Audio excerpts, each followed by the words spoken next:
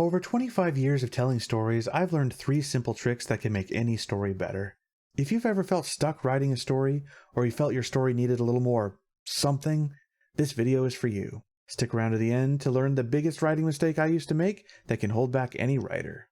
Tip 1. Start with emotion. The best stories are the ones that can make us feel something.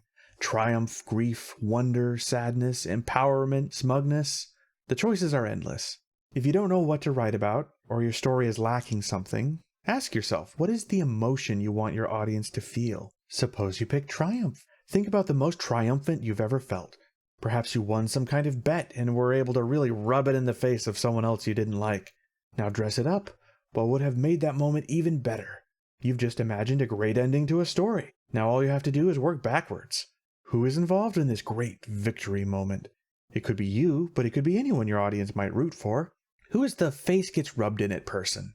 And why are they so unlikable? As you're answering these questions, it's like you're discovering the story instead of creating it.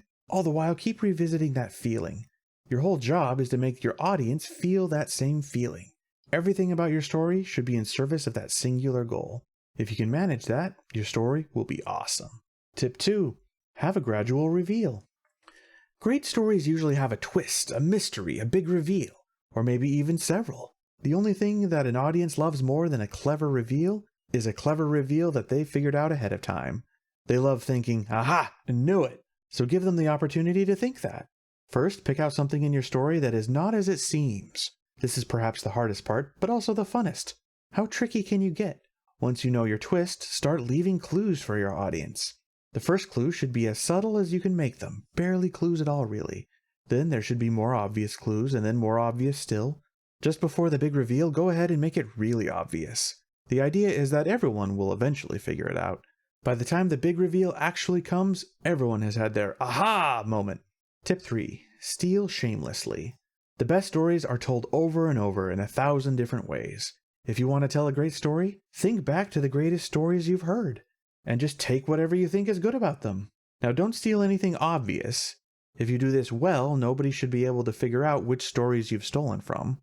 The trick is to figure out what it is about those great stories that makes you like them so much. Steal that core thing, the concept, and present it in a new way. This can be a great cure for writer's block. If you're not sure what to do, go find something awesome that's already been done and do it again, but in your own way. Now the bonus tip. So what was the biggest writing mistake I used to make over and over? I used to do too many revisions. I used to have this feeling that I couldn't let anybody see my work until it was perfect. So I'd go over it time and again, making tiny changes here and there.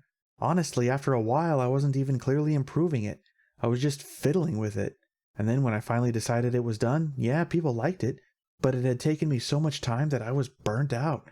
For a long time, I didn't think I could be an author because I knew it would take me 10 years to write a book. And anyway, I'd be miserable the whole time because it was such a drag to write that way. But it turns out there's another way, a better way. Some people call it the 80% principle. Get your work 80% of the way done, and then call it finished and move on to the next thing. For me, that means doing 1 revision, maybe 2, and then it's done. There are 2 great things that happen when you adopt this strategy. The first is that you improve at your craft way faster. Pretty soon, your 80% is 10 times better than your old 100% could have been. But maybe even more important than that, it's just more fun, so you're more likely to do it. Hope that was helpful for you.